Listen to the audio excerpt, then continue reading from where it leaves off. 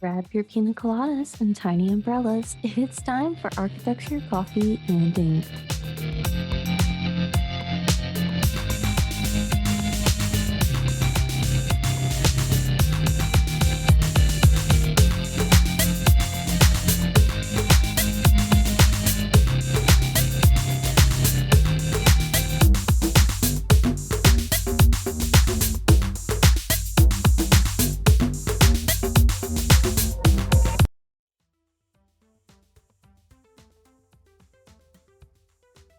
Hello, this is Hollywood C, and you're listening to Architecture, Coffee, and Ink, a podcast dedicated to introducing concepts, detailing out designs, and tackling the architecture you might not realize the meaning behind. I'm your hostess, and I'm here today to start introducing you to the designs that make you wonder why.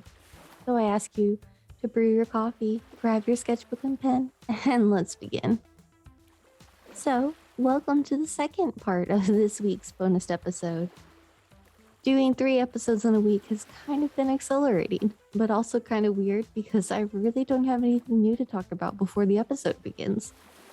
While it continues to rain hard down here, it's nice sometimes to think about escaping and daydreaming of sunny weather and drinks with fruit and tiny umbrellas, and several of the projects that we are going to be discussing today really reminded me of that vibe, but kind of like the cold version. But first, I have relocated my temporary recording studio so that my cat doesn't find me. Apparently, she was pulling on my microphone cord the entire time I was recording and popping it in and out during part 1. I couldn't for the life of me figure out why my sounds was so weird. So I don't use like Autotune or anything like that, but I do record with a podcasting mic just because my laptop speakers aren't anything to write home about. But I think that the only thing she would have loved more is if I had basted the whole thing in like the wires and catnip. I was re-recording over and over again until like 3 a.m. and she was living her best life, so at least one of us was happy. Don't worry, I will be paying the cat tax, and I have some images of her up on the part 1 blog post. But starting next week, I'm going to be doing a big rethink and kicking off some Instagram posts and doing an update, as well as, getting it all up to speed. So look forward to seeing more pictures and images popping up, especially if you are not a big blog person. But otherwise, let's get back onto the main topic.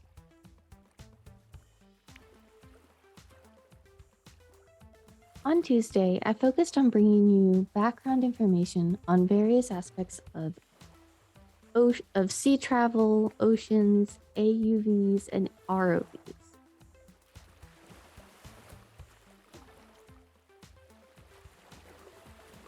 Today, we're going to just be talking about case studies and designs. Again, anyone who suffers from thalassophobia, please give this episode a skip. But check out episode 10, which has been released at the same time as this one. So this episode is going to cover both the very old and the very new in water-based designs. So to kick off the episode, we are going to first cover McMurdo Sound and the McMurdo's research station. Since the sound itself is water, we are going to be sneaking this into this episode.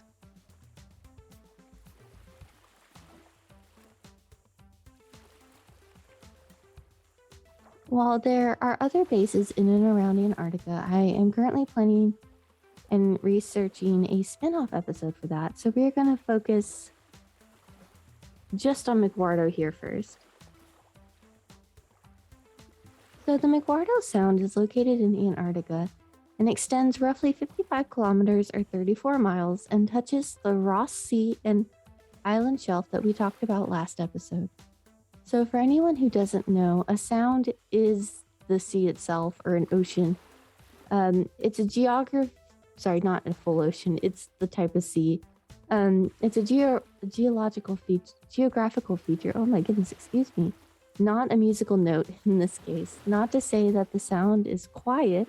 It is actually home to a variety of creatures, including the Wendell seal and a series of quote, antifreeze protein containing fish, end quote, according to the website for the McMurdo Oceanographic Observatory website. On the blog, I'll be posting a link to their YouTube page if you want to check it out with both pictures and the sound recorded there. Since they are copyrighted, I can't distribute them, so I can't play them on the podcast, but I did find a sound of a baby Wendell seal pup that I'm going to be playing for everyone with a glacier in the background, just to give you a taste of what some of the sounds in the area would be like. So please enjoy this clip.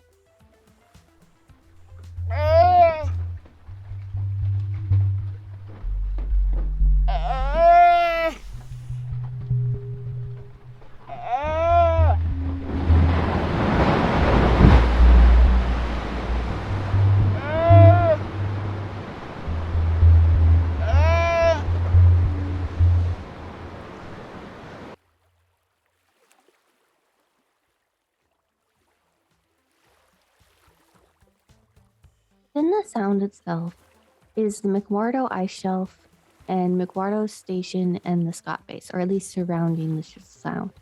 On Ross Island, which touches the ice shelf, is Mount Elbrus, a volcano that extends up to 12,500 feet or 3,800 meters.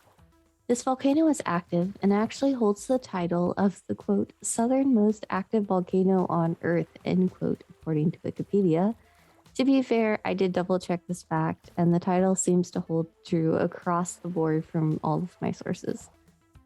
But the sound itself was discovered in 1846 by Sir James Clark Ross, hence the name, Ross Island, chartering the HMS Terror for the expedition.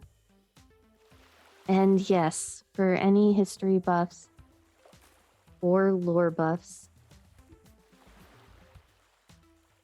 this is that ship. The HMS Terror is the ship that was eventually, quote, lost in the North Passage of 1845. And I say lost because it was wrecked, but unfortunately we didn't know where it was wrecked originally, and it wasn't rediscovered until much recently. I did include a link to the Wikipedia page in my notes in case anyone wants to read up on it, because if you are not prepared, the images that pop up when you search for it can be quite graphic, especially if you don't have safe search on. The ship was originally a Vesuvius-class bomb ship until it ended up being converted to focus on polar expeditions. While it safely made the explorations to Antarctica, it failed to survive the Arctic.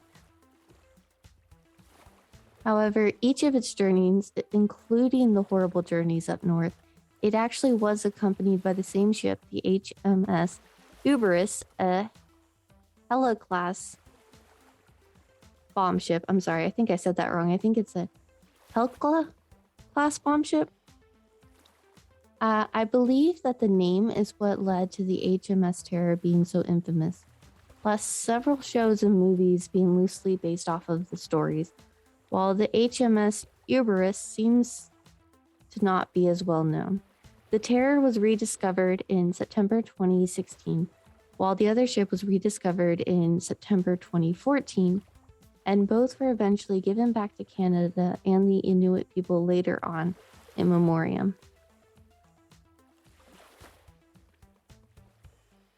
Getting back to the sound, the area was named for Lieutenant Archibald McMurdo, who was also aboard the ship.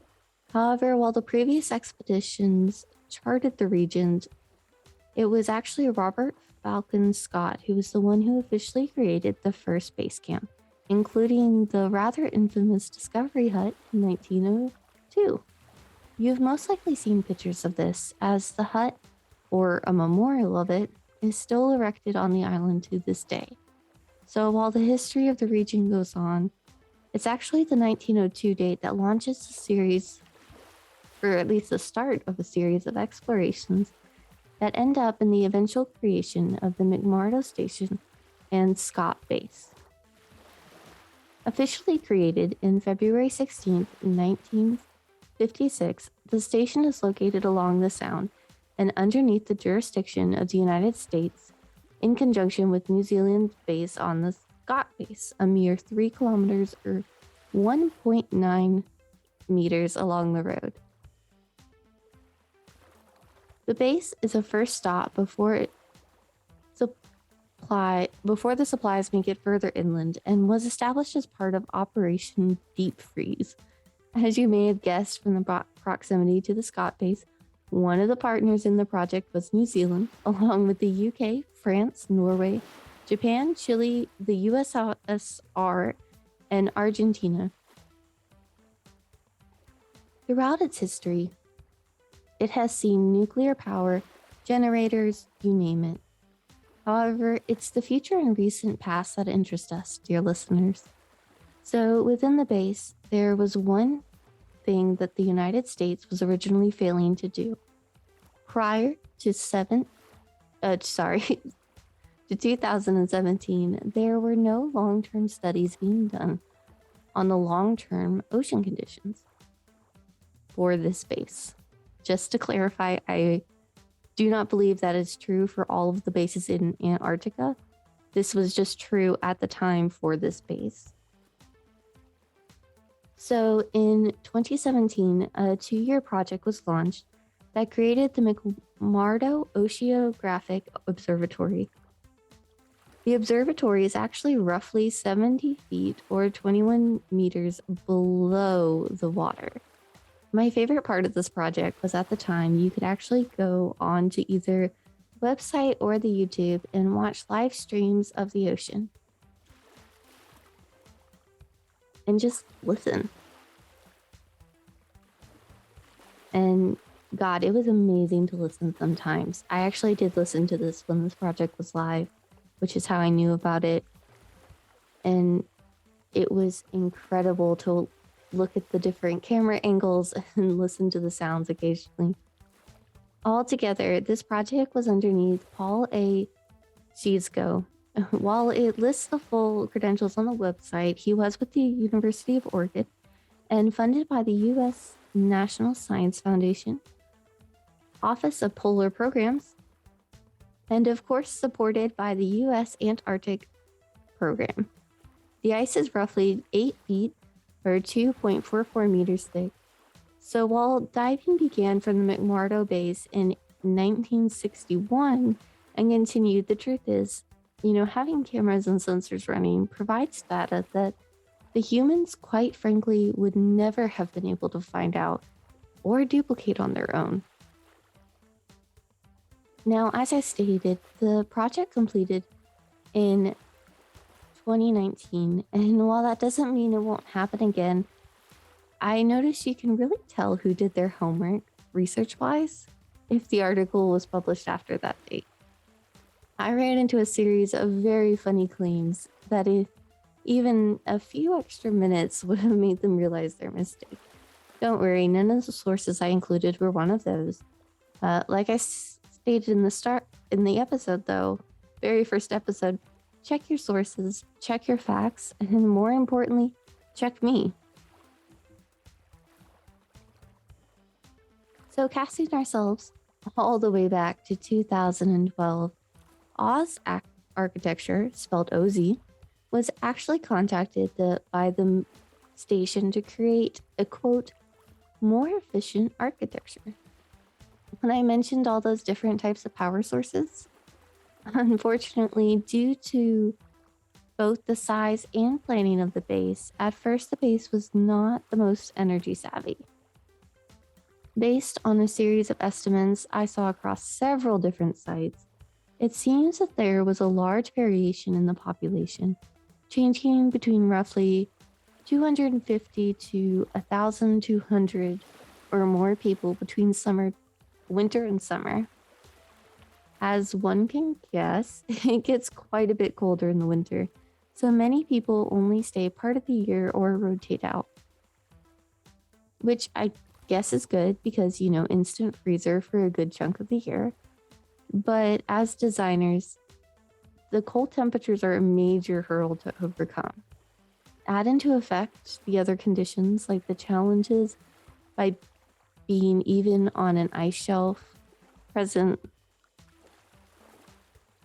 would present, like anchor ice.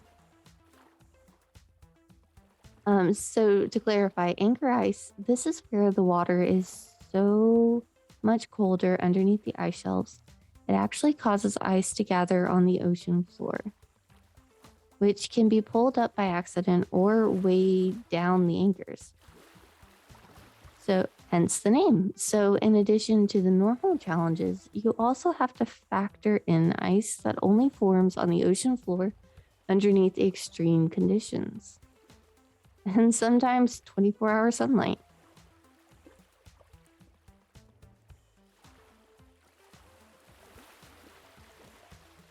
But Oz architecture seems to have certainly delivered. They decided to redesign the base into a 6-campus building structure. 6-building campus, oh my goodness. And the renders are absolutely stunning. They moved it to being roughly 300,000 square feet or 27,870.9 square meters campus with walkways along the exterior of the building. One of the key concepts I saw repeated multiple times was conservation. In addition to the conservation of energy, they both maintained space and provided more opportunities for recreation and general living. According to their website, they are currently under construction under a $300 million USD United States dollar contract. So my favorite part of the renders is that they are creating sleek designs that also capture the snow and the terrain of Antarctica. And that the pictures of the inside they show, they could be anywhere in the world.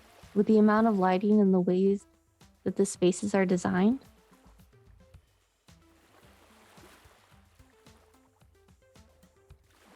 I am going to broadly speak for everyone when I say that most of our understanding and images of Antarctica are solely due to a mixture of documentary and horror movies. So this change seems like an absolutely huge difference. Additionally, in the renders, the materials are light and airy, with plenty of windows and open spaces. The current base is somewhere around 100 buildings, at least according to the various different websites I looked at. So condensing everything is probably a dream come true. I know as I unpack my holiday boxes that everyone would love for me to condense. But factoring in the extreme temperatures as well? Altogether, I look forward to seeing how it progresses and wish everyone luck on the construction and their research. Stay cozy, everyone. I will definitely be keeping the listen out for any future long-term projects for ocean studies again.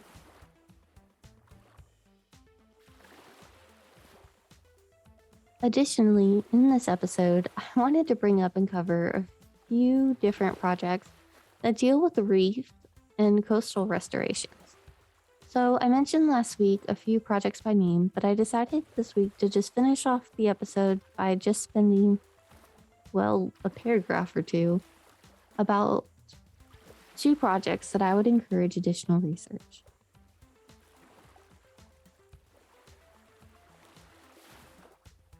One day I may come back to these, but given how much I discussed the base, I wanted to briefly mention how they are progressing underwater designs. So Instagram has been an amazing source for seeing images of exotic underwater hotels and below water pools and videos of scuba divers bringing you deliveries. But what about the ecological designs? One such is the Coastalock. which provides a ton of crevices for creatures. An article in Desdeen, has a series of images of these cute and adorable shapes. To be completely honest, while I watched a video and looked at pictures of them being lifted up into place, I feel like I could just pick one up. They're so light and airily designed. They are extremely classy and interlock wonderfully and double as defensive measures.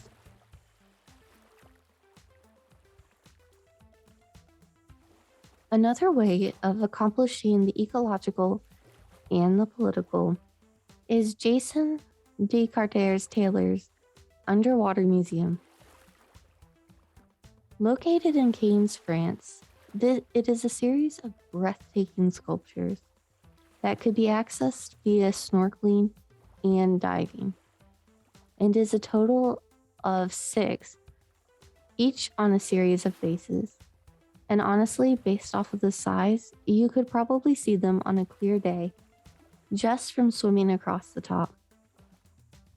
Apparently, the artist made sure that each sculpture is based off of a real person, local to the region, and carved from the concrete with aggregates and a surface that promotes growth.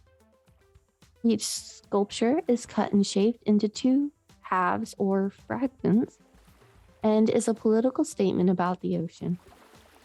One of the most powerful images to me is where the face is pointed to the right of the image, and the split between the fragments is extremely visible, front and center.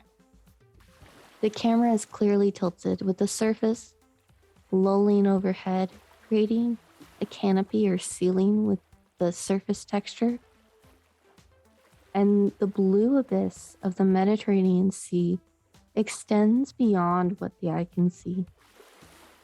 For me, that is incredibly comforting, especially once growth hits. Seeing life and extending and imagining the possibilities of what could be. I take comfort in the infinite.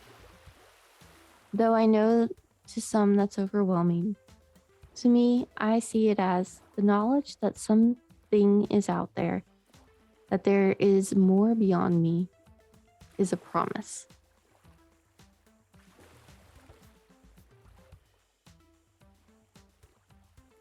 The Underwater Museum is located at a depth of 3 to 4 meters and was actually first installed in 2021, so a brand new project.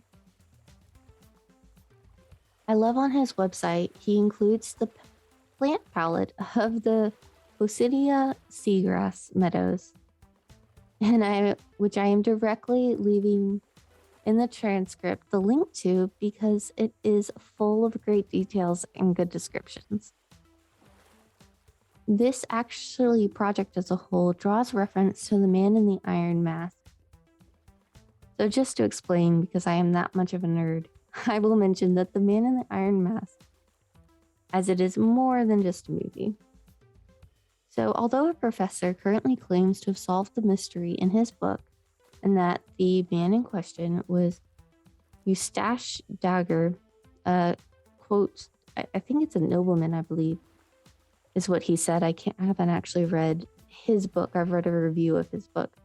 The Man in the Iron Mask is officially an unnamed prisoner whose identity was romanticized over and over and over again.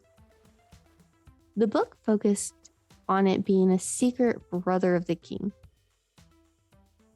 The movie focused on it being a secret brother of the king because this is the most popular theory pushed out by Voltaire, but most importantly, by Alexander Dumas, aka the writers of The Three Musketeers, one, if not my favorite novel when I was a kid. As the area is the region where he was imprisoned, the Man in the Iron Mask was a fitting place for him to make mask sculptures. Again, this episode will have all of the sources from part 1 and 2 listed on both parts, because I was often referring to pieces interchangeably when writing both episodes. this list is going to be massive. So I have been compiling it, and I could have genuinely kept talking about this topic for absolute hours. Thank you once again for tuning in, and a big thank you to all my listeners. And a quick call to action. Please rate and review, share with your friends, your neighbors, your family, your professor, whoever you think needs some architecture in their life.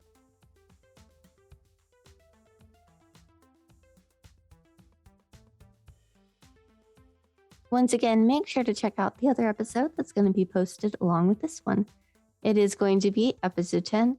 It's all one big conspiracy. And as always, may your coffee mugs be full and your inkwells never run dry.